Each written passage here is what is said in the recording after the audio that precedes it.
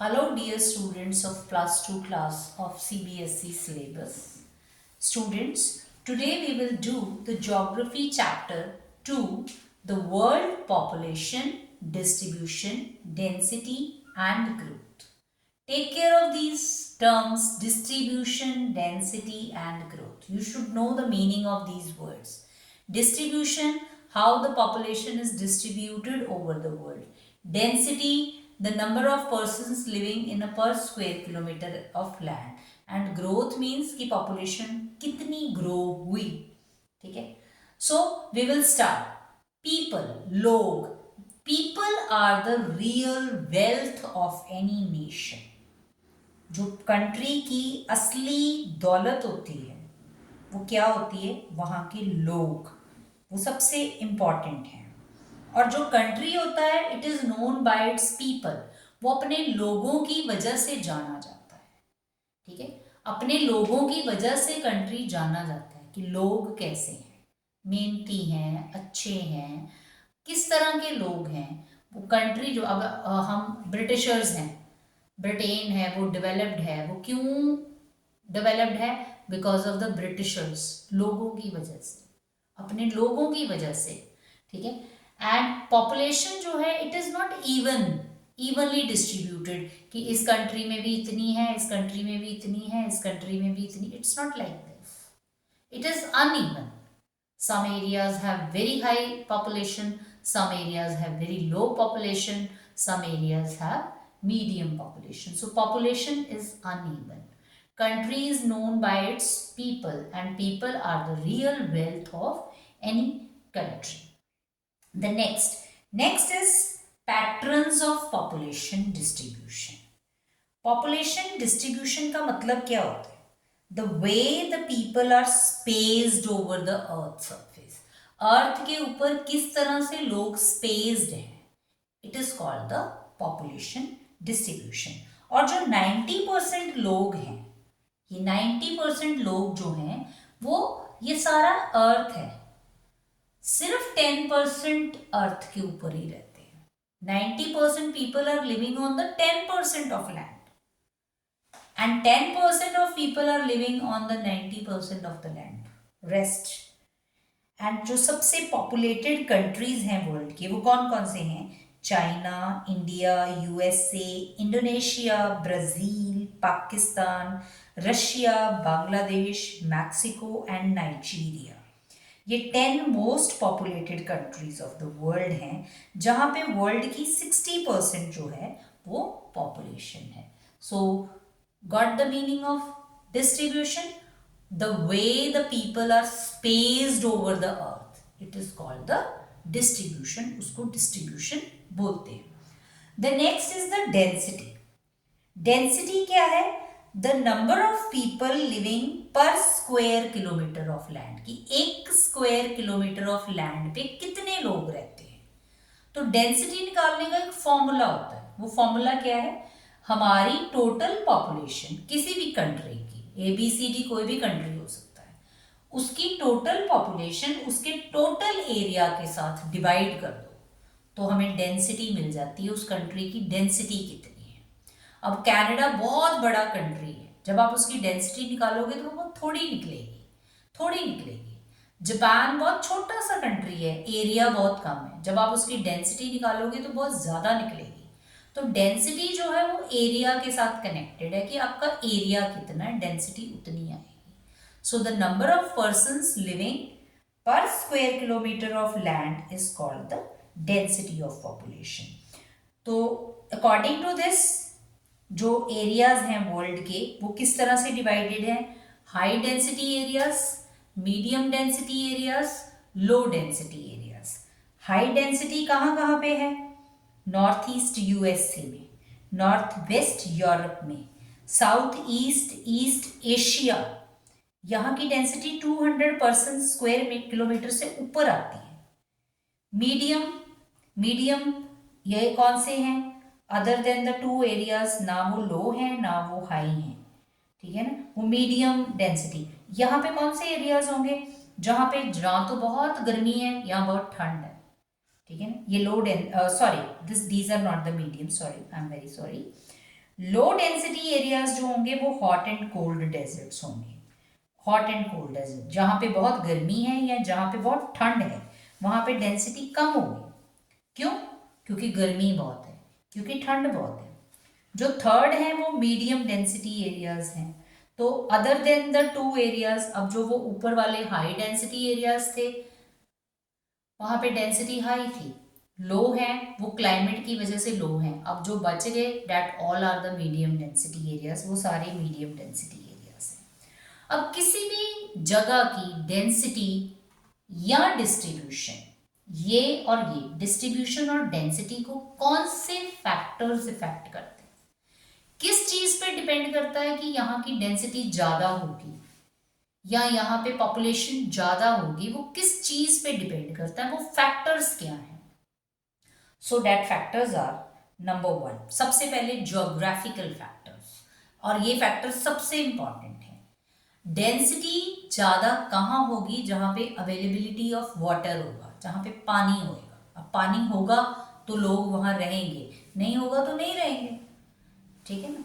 तो availability of water पे density depend करती है। डेंसिटी डिपेंड करती है कि लैंड का फॉर्म क्या है, माउंटेन है, प्लेटो है कि प्लेन है। प्लेन में डेंसिटी ज्यादा होगी as compare to mountain, because mountain life is very difficult, बहुत डिफिकल्ट लाइफ है माउंटेन की। तो लोग ज्यादा कहाँ पे होंगे? प्लेन में होंगे। तो लैंडफॉर्म ने डिसाइड किया कि लोग ज्यादा कहाँ पे होंगे, पानी ने डिसाइड किया कि लोग ज्यादा कहाँ पे होंगे, क्लाइमेट ने डिसाइड किया कि लोग ज्यादा कहाँ पे होंगे। क्लाइमेट बहुत ठंडा है तो लोग नहीं होंगे, क्लाइमेट बहुत गर्म है तो भी लोग नहीं होंगे, ठीक है। और वहां की सॉइल कैसी है उसने डिसाइड किया कि जो है वो पॉपुलेशन ज़्यादा होगी या कम होगी। Availability of water, landform, climate और सॉइल्स, इनको कौन से फैक्टर्स बोलेंगे? These factors are called the geographical factors. The next are the economic factors. Economic factors, इसमें कौन सी चीजें आती हैं? अगर किसी एरिया में मिनरल्स ज़्यादा हैं तो वहां पे पॉपुलेशन ज़्यादा होगी, जहां पे मिनरल्स नहीं है वहां पे पॉपुलेशन नहीं होगी। अर्बनाइजेशन, जहां पे शहर ज्यादा होंगे पॉपुलेशन ज्यादा होगी। अब जैसे दिल्ली है, मुंबई है, कोलकाता है, पॉपुलेशन बहुत ज्यादा है। क्यों? क्योंकि वो बहुत बड़े शहर है। जितना बड़ा शहर होगा उतनी ज्यादा पॉपुलेशन होगी। So urbanization is also the one factor. The third factor is industrialization, जहां पे इंडस्ट्री ज्यादा होगी वहां पे पॉपुलेशन ज्यादा होगी, ठीक है। So this is also the one factor. The third is social and cultural factors. Religious factor, अब आप देखते हो अमृतसर में बहुत पॉपुलेशन है। रीजन? क्योंकि वहां पे गोल्डन टेम्पल है, लोग वहां पे दुनिया भर से लोग वहां पे आते हैं, ठीक है। तो वहां पे पॉपुलेशन ज्यादा है, वहां पे पॉपुलेशन की डेंसिटी भी ज्यादा है, ठीक है ना।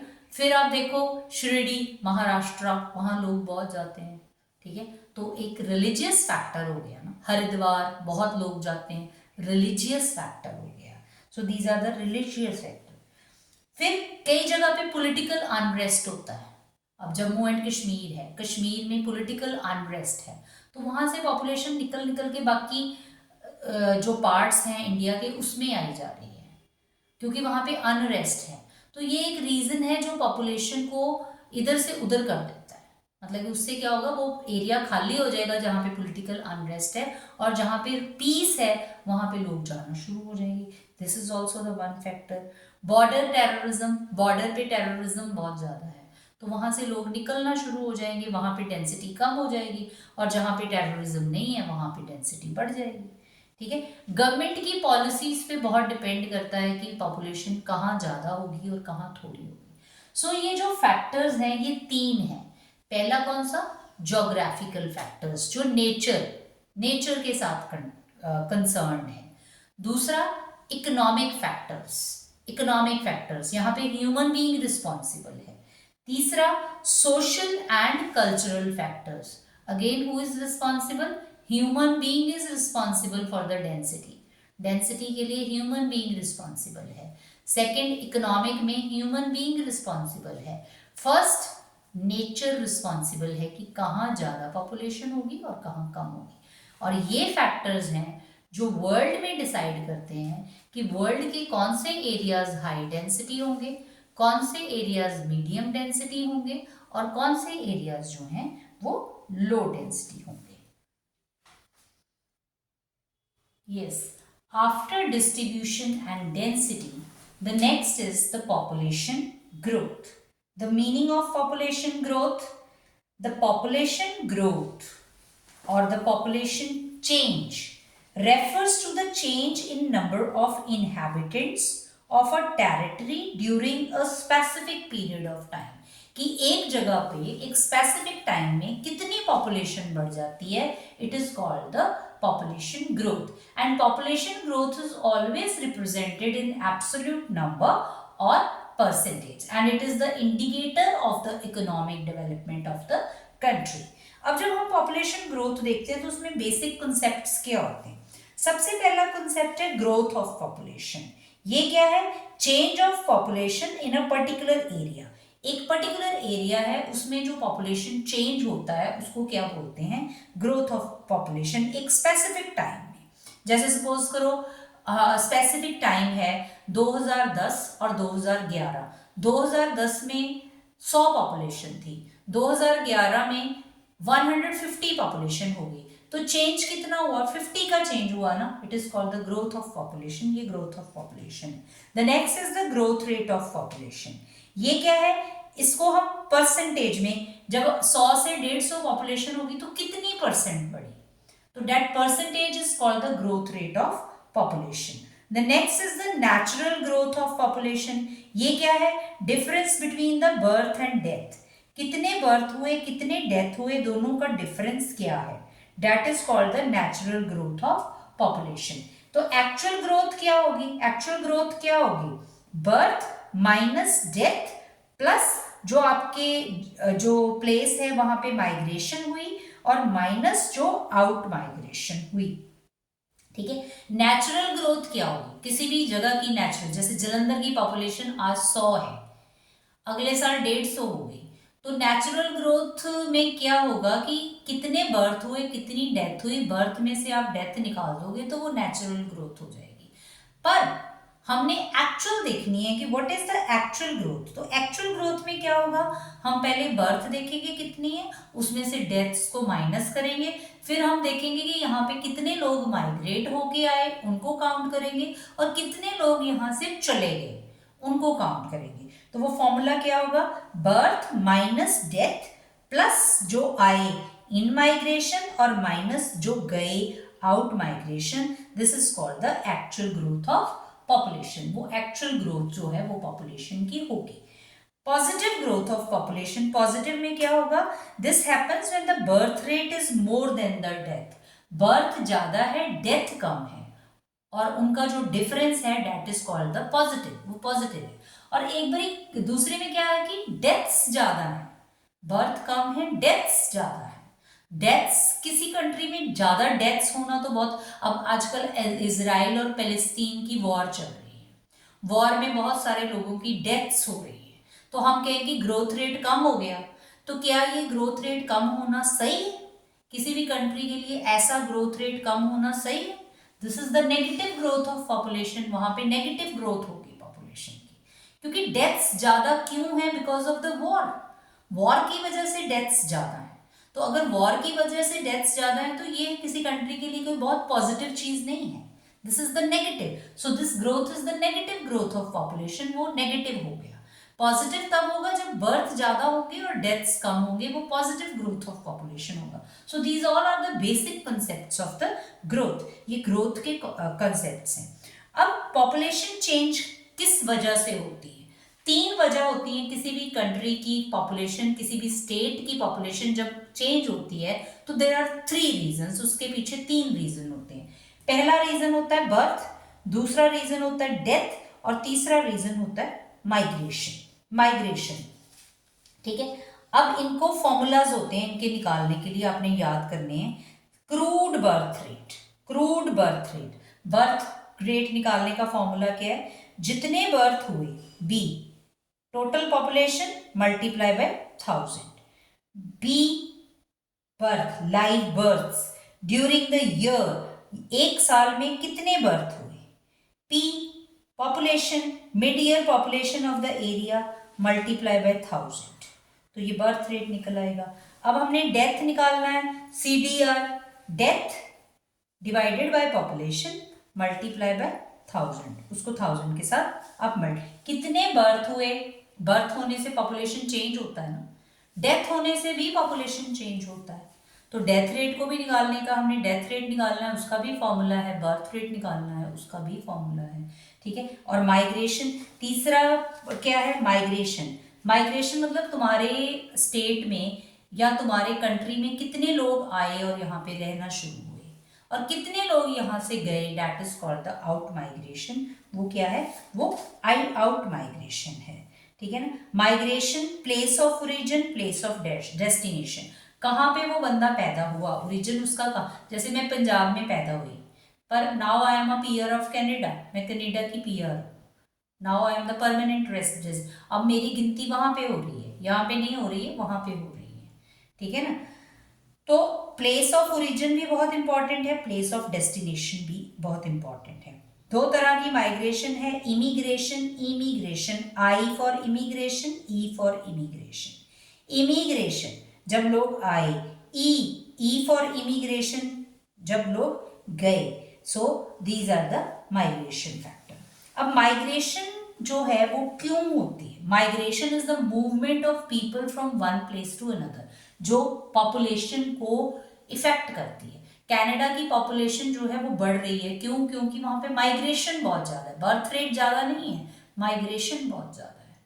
हमारे कंट्री की पॉपुलेशन बहुत बढ़ रही है, क्यों, रीजन यहाँ पे बर्थ रेट ज्यादा है, यहाँ पे रीजन बर्थ है, वहां पे रीजन माइग्रेशन है। तो ये चीजें किसी भी कंट्री की पॉपुलेशन को इफेक्ट करती हैं, वहां के बर्थ, वहां का डेथ और वहां की माइग्रेशन। अब आप किस वजह से माइग्रेट करते हो, what are the push factors.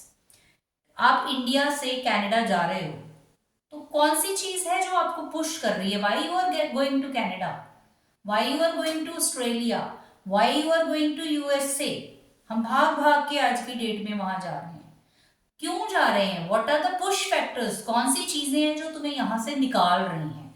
सबसे पहला रीजन है अनएम्प्लॉयमेंट, नौकरियां नहीं मिलती हैं। This is the first reason that you are moving from one place to another, ठीक है। नंबर 2 रीजन है पुअर लिविंग कंडीशंस, हमारी लिविंग कंडीशंस कोई बहुत बढ़िया नहीं है। अगर अनएम्प्लॉयमेंट होगा तो लिविंग कंडीशंस कैसे बढ़िया हो जाएंगी, so living conditions are not good.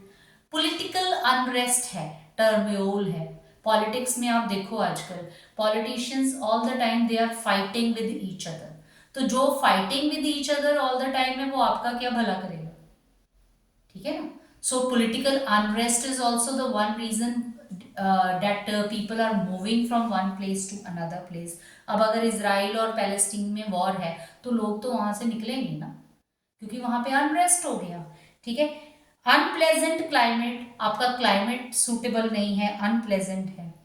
किसी जगह पे डिजास्टर्स नेचुरल बहुत आते हैं, नेचुरल डिजास्टर्स बहुत आते हैं, ये भी रीजन होता है कि लोग वहां से मूव कर जाते हैं। किसी जगह पे बहुत बीमारियां कोई फैल जाती हैं, ये भी रीजन होता है कि लोग वहां से मूव कर जाते हैं।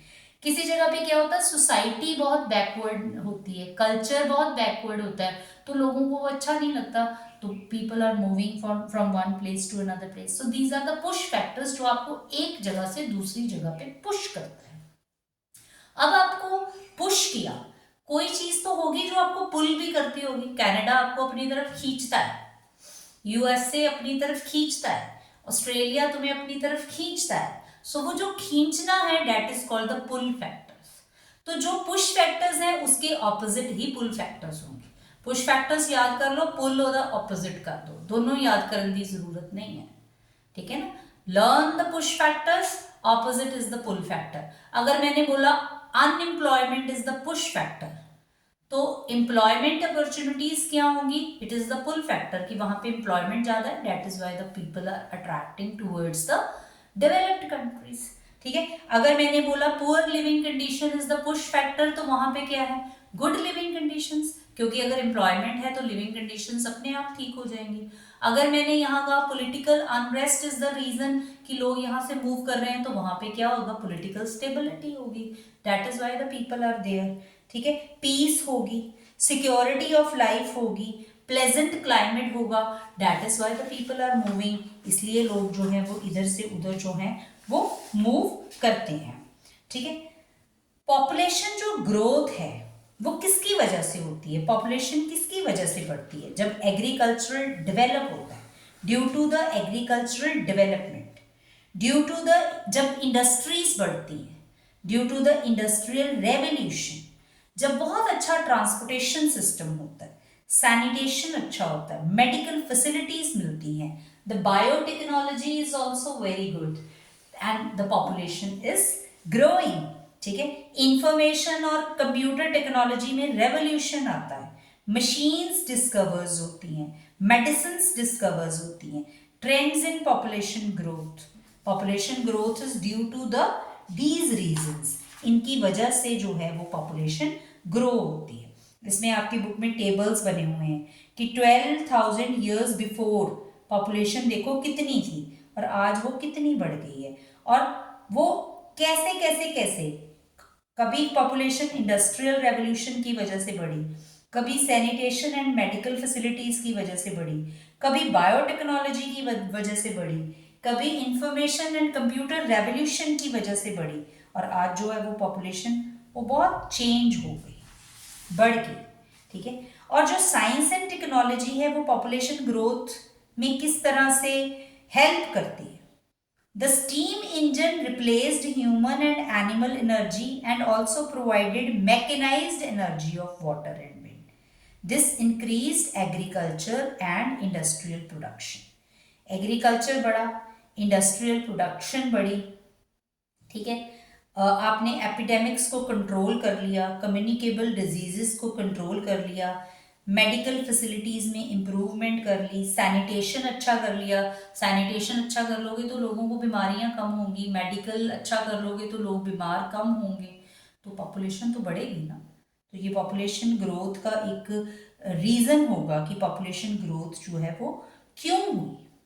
ठीक है, और जो doubling time of world population है, जो more than 1 million to become 1 billion population, 1 million population जो है वो 1 बिलियन पॉपुलेशन बन गई, एंड 12 सालों के बीच में it took 12 years to become from 5 billion to 6 billion, 12 सालों में 5 बिलियन से पॉपुलेशन 6 बिलियन हो गई।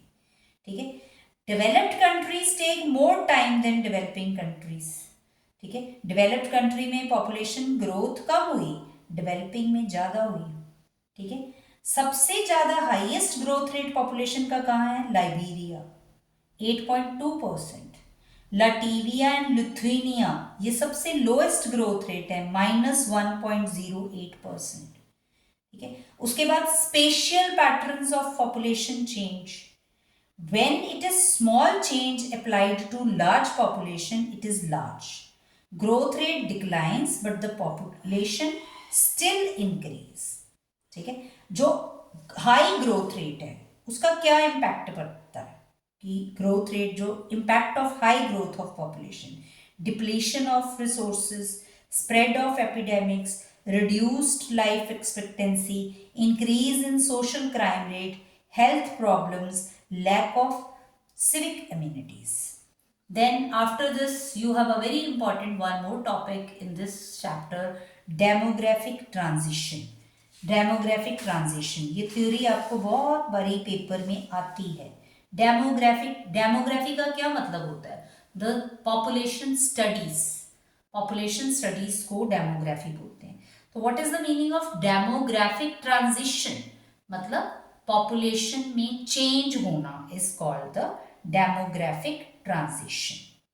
ठीक है, डेमोग्राफिक ट्रांजिशन जो थ्योरी है can be use to describe and predict the future population of any area, कि किसी एरिया की जो फ्यूचर पॉपुलेशन है ना उसको प्रिडिक्ट करती है ये थ्योरी।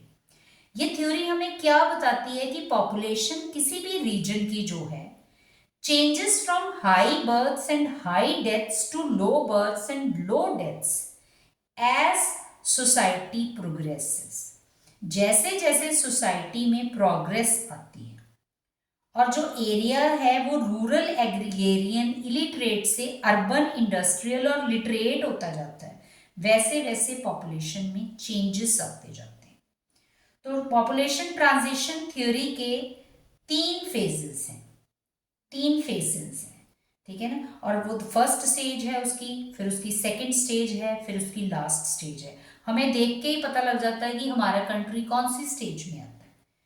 पहली स्टेज में क्या है, फर्टिलिटी बहुत हाई है, लोगों की डेथ्स ज़्यादा होती हैं, ठीक है। लोग रिप्रोड्यूस बहुत ज़्यादा करते हैं, ठीक है। लोग जो है वो रिप्रोड्यूस बहुत ज़्यादा करते हैं, हाई फर्टिलिटी है, हाई मोर्टेलिटी है, लो ग्रोथ है, एपिडेमिक्स बहुत ज़्यादा हैं, वेरिएबल फूड सप्लाई है, एग्रीकल्चर लोगों का मेन ऑक्यूपेशन है, लोगों की लाइफ एक्सपेक्टेंसी बहुत कम है, इलिटरेसी बहुत ज़्यादा है, लो लेवल ऑफ टेक्नोलॉजी है, और रेन फॉरेस्ट ट्राइब्स, बांग्लादेश इस तरह का कंट्री है जो स्टेज 1 में आता है। तो स्टेज 1 में क्या होगा, पॉपुलेशन बहुत थोड़ी होगी, क्योंकि बर्थ रेट भी बहुत ज़्यादा है, डेथ रेट भी बहुत ज़्यादा है। सपोज बर्थ रेट 50 है, डेथ रेट 45 है, तो पॉपुलेशन कितनी होगी, सिर्फ 5। तो ये कोई स्टेज कोई बहुत अच्छी स्टेज नहीं है, क्योंकि इसमें डेथ भी बहुत है, एपिडेमिक्स भी बहुत हैं, और लाइफ एक्सपेक्टेंसी भी बहुत कम है, लोग इलिटरेट हैं। तो इस तरह का कंट्री कोई बहुत बड़ा कंट्री नहीं होगा, अच्छा कंट्री नहीं होगा। दूसरी स्टेज में क्या होता है, बर्थ रेट हाई है, डेथ रेट बहुत नीचे चला गया। सपोज करो birth rate is 50, death rate जो है वो 20 पे चला गया। अब हमने जब 50 में से 20 निकाले तो पॉपुलेशन कितनी होगी, 30। पहली स्टेज में पॉपुलेशन कितनी थी, 5। अब दूसरी स्टेज में पॉपुलेशन कितनी होगी, 30। हमारा इंडिया इसी स्टेज में आता है, सेकंड स्टेज में आता है, कि बर्थ रेट तो बहुत हाई है और डेथ रेट बहुत लो चला गया। तो जब डिफरेंस निकालो तो पॉपुलेशन बहुत हाई चली गई। तो इस स्टेज में क्या है कि फर्टिलिटी तो, बर्थ तो ज़्यादा है, ठीक है, और डेथ कम हो गई, सैनिटेशन इंप्रूव हो गया, मेडिकल फैसिलिटीज अच्छी आ गई, ठीक है। श्रीलंका, इंडिया, कीनिया वो इसी कैटेगरी में आते हैं। तीसरी कैटेगरी के कंट्रीज कौन से हैं, जहां पे बर्थ रेट भी बहुत कम है और डेथ रेट भी कम है। बर्थ रेट सिर्फ 10 है, डेथ रेट 5 है। 10 में से 5 निकालो, पॉपुलेशन फिर 5 रह जाती है। पहली स्टेज में क्या था, बर्थ रेट 50 था, डेथ रेट 45 था। 50 में से 45 निकाले तो पॉपुलेशन 5 थी, 50 माइनस 45 पॉपुलेशन 5 थी। थर्ड स्टेज में 10 माइनस 5 फिर पॉपुलेशन 5 है, फिर पॉपुलेशन 5 है। तो व्हाट डज इट मीन, पहली स्टेज अच्छी थी कि लास्ट वाली स्टेज अच्छी है। डेवलप्ड कंट्रीज लास्ट वाली स्टेज में आते हैं, और जो बिल्कुल डेवलप्ड नहीं है कंट्री वो पहली वाली स्टेज में आती है। और जो हमारा कंट्री है इंडिया, ना वो डेवलप्ड है ना वो बिल्कुल पीछे है, मिड में आता है। तो हमारी पॉपुलेशन सबसे ज़्यादा है, 30। 50 माइनस 20 30, उधर 50 माइनस 45 5 था, फिर 50 माइनस 20 30 आ गया, फिर 10 माइनस 5 5 आ गया। पॉपुलेशन यहाँ नीचे भी कम है 5, ऊपर भी कम थी 5, पर ऊपर वाली कौन सी है, नेगेटिव, और नीचे वाली कौन सी है, पॉजिटिव। और हम कौन से आगे बीच में, we are on the second stage, हम सेकेंड स्टेज पे हैं। अब पॉपुलेशन को कंट्रोल कैसे कर सकते हैं, how to control the population, by the family planning methods. Family planning methods से आप पॉपुलेशन को कंट्रोल कर सकते हो। थॉमस माल्थस ने एक थ्योरी दी थी 1793 में। उसने कहा कि number of people would increase faster than the food supply. लोग जो हैं वो फूड से ज़्यादा तेजी से, फूड उतना नहीं बढ़ रहा है जितनी तेजी से लोग बढ़ रहे हैं, फास्ट बढ़ रहे हैं, ठीक है। Number of people would increase faster than the food supply. इससे ज़्यादा अगर इंक्रीज हुआ तो उससे क्या होगा, पॉपुलेशन क्रैश हो जाएगी, डिजीजेस हो जाएंगी, वॉर्स हो जाएंगी, सूखा पड़ जाएगा। अगर पॉपुलेशन ज़्यादा बढ़ी, क्योंकि फूड तो बढ़ नहीं रहा, पॉपुलेशन बढ़ी जा रही है। तो अगर फूड नहीं बढ़ रहा है, पॉपुलेशन बढ़ी जा रही है, तो फिर वॉर्स तो होंगी, ठीक है, सूखा तो पड़ेगा, ठीक है, मतलब उससे अनरेस्ट हो जाएगा। तो preventive checks are better than the physical check. यहाँ पे अब हमें चेक करना है कि पॉपुलेशन को कंट्रोल किया जाए। तो how to control? By the family planning methods, कि बच्चों का बर्थ रेट कम किया जाए, बर्थ रेट कम किया जाए। ठीक है, जितना बर्थ रेट आपका कम होगा उतनी आपकी पॉपुलेशन कम होगी। क्वालिटी पे ध्यान दिया जाए इंस्टेड ऑफ क्वांटिटी। क्वांटिटी से कुछ नहीं होगा, क्वालिटी अच्छी होनी चाहिए। ठीक है, ये पॉपुलेशन का फंडा है। अब अगर डेवलप्ड कंट्रीज डेवलप्ड हैं तो वो इसलिए डेवलप्ड हैं क्योंकि उनके लोगों में क्वालिटी है।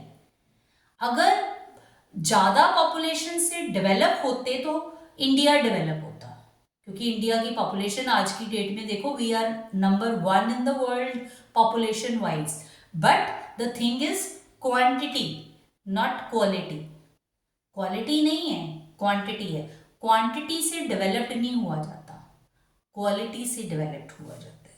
So this is all about this chapter, right. Population control measures मैंने आपको बता दिए। ठीक है, और इसमें आपको मेनली डिस्ट्रीब्यूशन पता होना चाहिए, डेंसिटी पता होना चाहिए, ग्रोथ पता होना चाहिए, माइग्रेशन की रीजंस पता होने चाहिए, माइग्रेशन की टाइप्स पता होनी चाहिए।